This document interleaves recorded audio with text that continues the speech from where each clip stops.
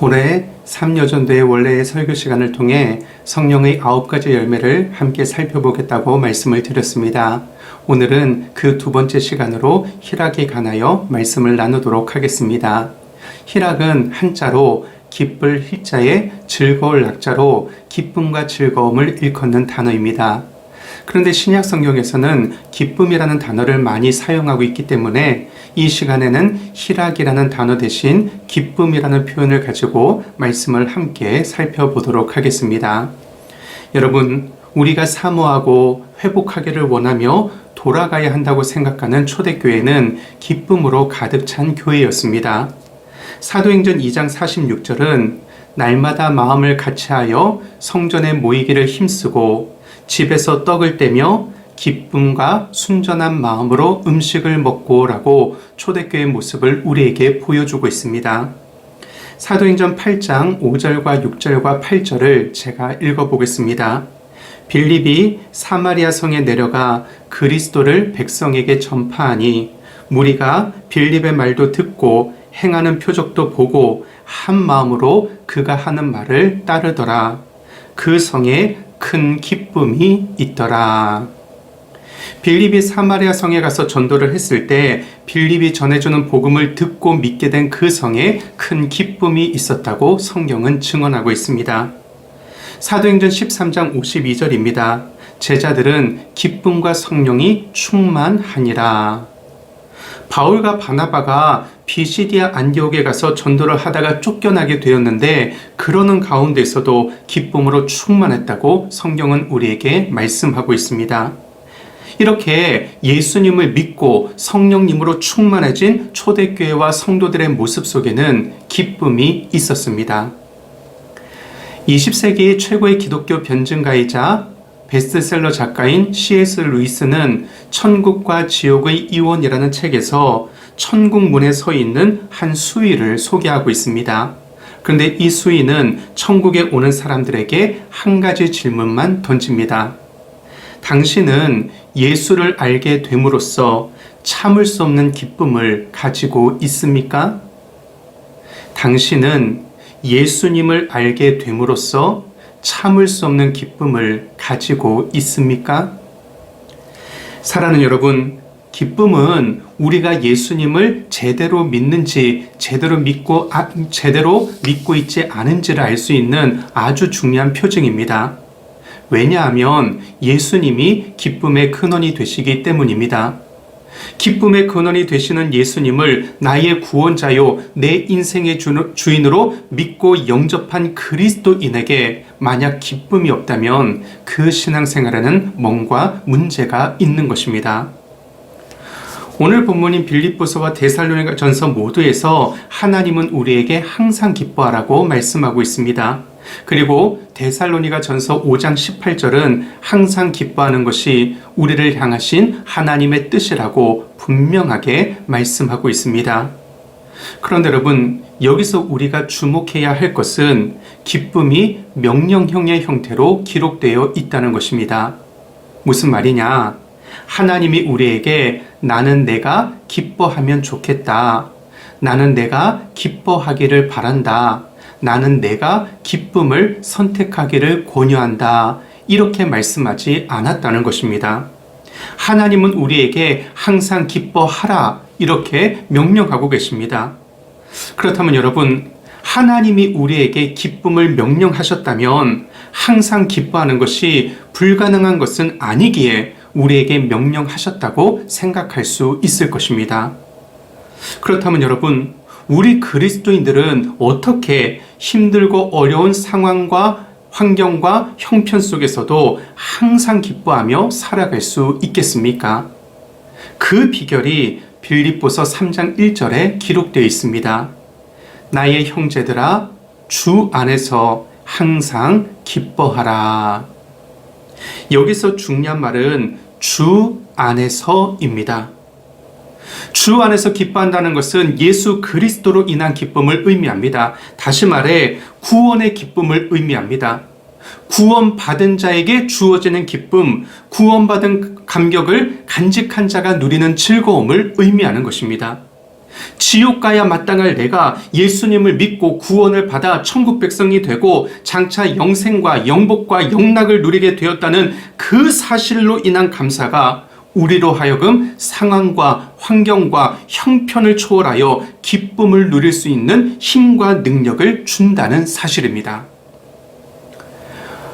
오래전 일인데 제가 아주 인상 깊게 본 TV 광고가 있습니다. 우리 3여전도의 회원들은 아마도 배우 심혜진 씨를 잘 아실 것 같은데, 심혜진 씨가 예전에 웅진 싱크빅이라는 어린이 학습지를 광고한 적이 있습니다. 이 광고의 내용은 대략 다음과 같습니다. 어떤 엄마가 치과에 치아를 뽑으러 갔습니다. 그런데 의사가 그만 치아를 잘못 뽑아서 뽑지 말아야 할 멀쩡한 치아를 뽑고 말았습니다. 간호사가 너무 당황하고 놀라서 선생님, 잘못 뽑았습니다. 이렇게 말씀을 드렸습니다. 의사와 간호사가 모두 놀라는 장면이었습니다. 그런데 이 엄마가 웃으면서 호호호, 괜찮아요, 선생님. 이렇게 말하는 것이 아니겠습니까? 아니, 여러분, 아무런 이상이 없는 멀쩡한 치아를 뽑혀놓고도 괜찮다고 말하는 것이 오히려 이상한 것이 아니겠습니까? 그런데 그 다음 장면에 그렇게 말하는 이유가 나옵니다. 그 다음 장면에서 심혜진 씨가 연기하는 이 엄마가 시청자들에게 이렇게 이야기합니다. 당신은 상위권 엄마의 기쁨을 아는가? 그러면서 학습지를 소개하는 장면이 이어집니다. 여러분, 이게 무슨 뜻입니까? 엄마 입장에서는 자기 자식이 공부 잘해서 상위권에 들 수만 있게 되면 그 기쁨 때문에 자신의 멀쩡한 치아 하나를 뽑히는 것쯤은 아무렇지도 않게 웃으면서 넘길 수 있다는 것입니다. 그런데 여러분, 우리가 그리스도인으로서 구원받은 기쁨, 하나님의 자녀가 된 기쁨, 천국 갈 수 있게 된 기쁨, 영생과 영복과 영락을 누리게 된 기쁨, 이러한 절대적인 기쁨으로 충만하다면 이 세상 살면서 겪게 되는 힘든 문제들이나 걱정거리들은 능히 감당할 수 있게 될 것입니다. 사랑하는 3여전도의 회원 여러분, 여러분은 인생의 어려운 순간 속에서도 다른 사람들을 향해서 당신은 구원받은 자의 기쁨을 아는가? 이렇게 말할 수 있으십니까? 간절히 바라기는 시편 51편 12절에 기록된 주의 구원의 즐거움을 내게 회복시켜 달라는 다윗의 기도가 여러분의 기도가 되고, 그 기도에 대한 응답으로 구원받은 자가 누릴 수 있는 절대적인 기쁨으로 충만할 수 있기를 주님의 이름으로 축원합니다. 한 가지만 더 살펴보겠습니다. 야고보서 1장 2절을 보면 다음과 같은 말씀이 기록되어 있습니다. 내 형제들아, 너희가 여러 가지 시험을 당하거든 온전히 기쁘게 여기라. 여기서 여기라로 번역된 헬라어 헤게사스테의 원형인 헤게오마이라는 단어는 생각하다, 간주하다라는 뜻을 가진 단어입니다. 다시 말해 하나님은 우리에게 여러 가지 시험을 당할 때 그것을 전적으로 기쁨으로 생각하라고 말씀하고 있습니다. 그래서 새번역 성경은 이 구절을 다음과 같이 번역하고 있습니다. 나의 형제 자매 여러분, 여러 가지 시험에 빠질 때에 그것을 더할 나위 없는 기쁨으로 생각하십시오. 여러분, 하나님은 우리에게 인생의 시련을 만날 때마다 기뻐하라고 말씀하십니다. 세상 사람들은 원망과 불평과 분노로 반응할 때 그리스도인은 기쁨으로 반응하라고 말씀하십니다. 그래서 필립스라는 신학자는 시험이 찾아올 때 그것을 마치 침략자인 듯이 분노로 대하지 말고 친구처럼 환영하라고 오늘 그 구절을 해석하고 있습니다. 그리고 이렇게 인생의 시련과 고난이라는 시험을 우리가 기쁨으로 받아들여야 하는 이유는 바로 그 시련으로 인한 연단이 결국에는 우리 자신에게 유익을 가져다 주기 때문입니다. 야고보서 1장 3절과 4절을 제가 현대인의 성경으로 한번 읽어보겠습니다. 믿음의 시련은 인내를 만들어낸다는 것을 아십시오. 그러므로 끝까지 참고 견디어 부족함이 없는 완전하고 성숙한 사람이 되십시오. 여러분, 하나님이 우리의 인생에서 시련의 과정을 허락하시는 이유는 우리 안에서 온전한 성숙을 이루시기 위해서입니다. 우리는 하나님이 우리를 짓밟고 무너지게 하는 어떤 경험들을 허락하시는 그 구체적인 이유들을 다 알지 못할 때가 많이 있습니다. 그러나 우리는 하나님의 계획은 결국 우리가 잘 되도록 하는 데 있음을 확신하며 하나님의 뜻은 결국 우리에게 유익을 주는 데 있다는 사실을 신뢰하며 기쁨으로 그 고난과 시련의 시간들을 참으면서 우리의 할 일을 계속해서 감당해 나가야 할 것입니다. 여러분, 다이아몬드는 원래 석탄입니다. 그런데 오랫동안 강한 압력을 견디면서 그것이 다이아몬드가 되는 것입니다. 만약 석탄에 그런 강한 압력이 없었다면 석탄은 그저 석탄일 뿐입니다. 마찬가지입니다. 우리가 믿음으로 인생의 시련들을 잘 견뎌내면 성숙한 성품과 내적인 강인함을 갖추게 될 것입니다. 다시 말해 하나님은 우리가 더 나은 사람으로 더 아름다운 인생을 살게 하시려고 시련들을 통해서 우리의 삶을 빚어가십니다. 그러므로 우리는 인생의 시련들을 기쁘게 생각하면서 믿음으로 인내해야 할 것입니다. 여러분, 우리는 이 세상을 살아가면서 여러 가지 삶의 문제들과 사건들을 경험하게 됩니다. 근데 우리에게 실제적으로 영향을 끼치는 것은 문제와 사건들 그 자체가 아닙니다. 문제를 어떻게 해석하고 사건 앞에서 어떻게 반응하느냐 하는 우리의 태도가 결국 우리의 삶에 실제적인 영향을 끼치는 것입니다. 그렇다면 여러분은 인생의 문제를 하나님 안에서 신앙적으로 해석하고 있습니까? 여러분들이 당하는 여러 가지 사건들 앞에서 기쁨으로 반응하고 있습니까?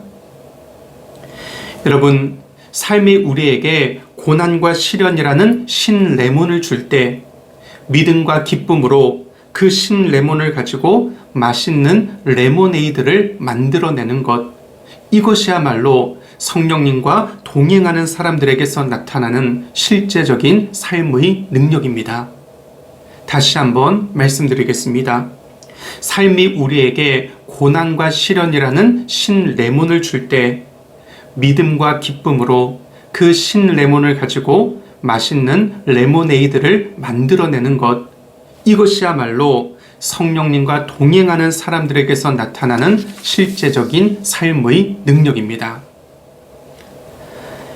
이미 아시는 대로 올해 우리 3여전도의 주제 성구는 예레미야 29장 11절 말씀입니다.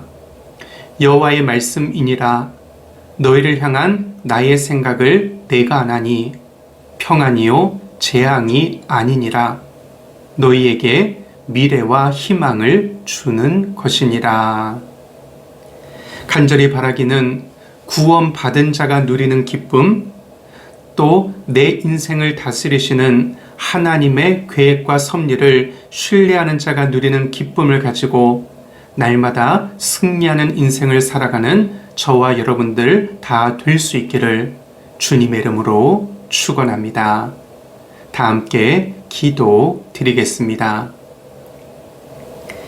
하나님 아버지, 기쁨의 근원이 되시는 예수님을 늘 생각하며 예수님과 늘 교제함으로 영원히 지속되며 온전한 만족을 주는 참된 기쁨을 누릴 수 있도록 저희들의 심령과 삶을 주장하여 주옵소서. 예수님의 영이신 성령님으로 우리의 속사람을 충만하게 채워주시고 성령님의 인도와 다스림을 기꺼이 받음으로 기쁨이라는 열매가 우리의 삶에서 풍성하게 맺히는 귀한 역사가 있게 하여 주옵소서. 감사를 드리며 기쁨의 근원이 되시는 예수님의 이름으로 기도드립니다. 아멘. 한 달 동안 잘 지내시고 다음 달에 다시 만나 말씀을 나눌 때까지 구원받은 자가 누리는 기쁨, 또 하나님의 계획과 섭리를 신뢰하는 자가 누리는 그 기쁨을 가지고 날마다 승리의 노래를 부르며 살아가는 우리 삼여전도의 모든 회원들 되시기를 주님의 이름으로 축복합니다. 여러분 한 분 한 분을 사랑하고 축복합니다. 샬롬.